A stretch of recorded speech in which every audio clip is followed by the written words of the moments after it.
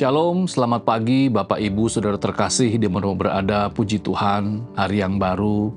Tentunya kita patut bersyukur untuk berkat dan anugerah Tuhan di hari ini. Sebelum kembali kita beraktivitas dengan berbagai macam kesibukan dan tanggung jawab kita, mari kita merenungkan firman Tuhan yang tentunya kita meyakini bahwa firman Tuhan adalah kebenaran yang akan menolong kita, yang akan menuntun kita agar hari ini kita melewatinya dengan penuh pengharapan dan juga penuh semangat di dalam Tuhan. Matius pasal yang ke-21 ayat yang ke-28 sampai 32 akan menjadi perenungan kita di pagi hari ini. Demikian firman Tuhan, perumpamaan tentang dua orang anak. Tetapi apakah pendapatmu tentang ini? Seorang mempunyai dua anak laki-laki, ia pergi kepada anak yang sulung dan berkata, "Anakku, pergi dan bekerjalah hari ini dalam kebun anggur." Jawab anak itu, "Baik, Bapa." Tetapi ia tidak pergi. Lalu orang itu pergi kepada anak yang kedua dan berkata demikian juga. Dan anak itu menjawab, "Aku tidak mau."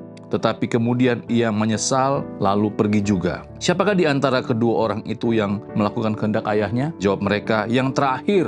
Kata Yesus kepada mereka, "Aku berkata kepadamu, sesungguhnya pemungut-pemungut cukai dan perempuan-perempuan sundal akan mendahului kamu masuk ke dalam kerajaan Allah. Sebab Yohanes datang untuk menunjukkan jalan kebenaran kepadamu dan kamu tidak percaya kepadanya. Tetapi pemungut-pemungut cukai dan perempuan-perempuan sundal percaya kepadanya. Dan meskipun kamu melihatnya, tetapi kemudian kamu tidak menyesal dan kamu tidak juga percaya kepadanya." Demikian banyak firman Tuhan kita, berbahagialah yang mendengar dan mengindahkan firman dalam kehidupannya hari lepas hari. Saat saya merenungkan firman Tuhan, saya kembali teringat bagaimana masa kecil saya, tepatnya waktu saya masih SD. Ya, biasa saya sebagai seorang anak laki-laki, anak pertama, biasanya setiap kali pulang sekolah, ya, ibu saya selalu menyuruh saya ke warung. Ya, padahal saya sudah capek, sudah lelah, atau sore hari saya pingin main bola, pingin main dengan teman-teman, tapi tiba-tiba ibu saya menyuruh saya,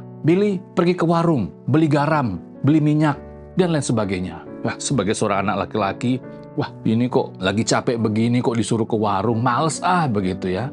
Wah, lagi pingin buru-buru main dengan teman-teman, males kadang-kadang dengan berbagai macam alasan, nggak mau, menolak. Tetapi akhirnya saya pergi juga. Pertanyaannya mengapa saya tetap mau melakukan hal-hal yang diminta oleh ibu saya? Ya alasannya sederhana, karena saya menghargai dia, saya menghormati dia, dan mau menyenangkan hati dia. Simpel itu saja. Nah, dalam pembacaan firman Tuhan kita di pagi hari ini, kita melihat bagaimana Tuhan Yesus memberikan perumpamaan kepada kita. Ada dua orang anak, yang satu diperintahkan oleh ayahnya. Dia menjawab, "Siap, Bapak," tetapi dia tidak mengerjakan. Tetapi yang kedua, dikatakan dia menolak, tetapi dia menyesal dan dia akhirnya pergi. Pertanyaan Tuhan Yesus, siapakah di antara kedua orang itu yang melakukan kehendak ayahnya? Tentunya yang kedua. Dalam kehidupan kita sebagai orang percaya, tidak semua perintah Tuhan, sekali lagi, tidak semua perintah Tuhan secara daging kita mau kerjakan, kita mau lakukan.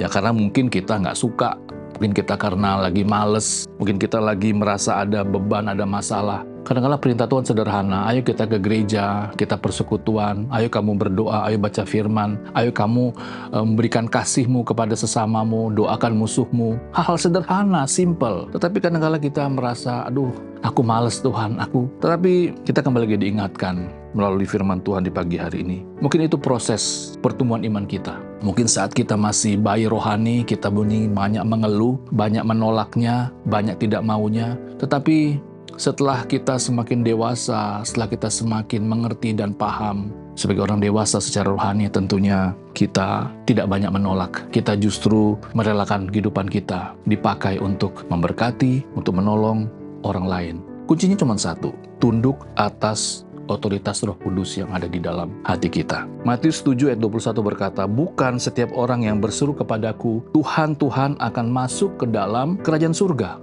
melainkan dia yang melakukan kehendak Bapakku di sorga." Kiranya firman Tuhan di pagi hari ini kembali lagi mengingatkan kita sebagai orang-orang yang sudah diselamatkan, sebagai orang-orang yang sudah dimeteraikan oleh Roh Kudus dalam kehidupan kita.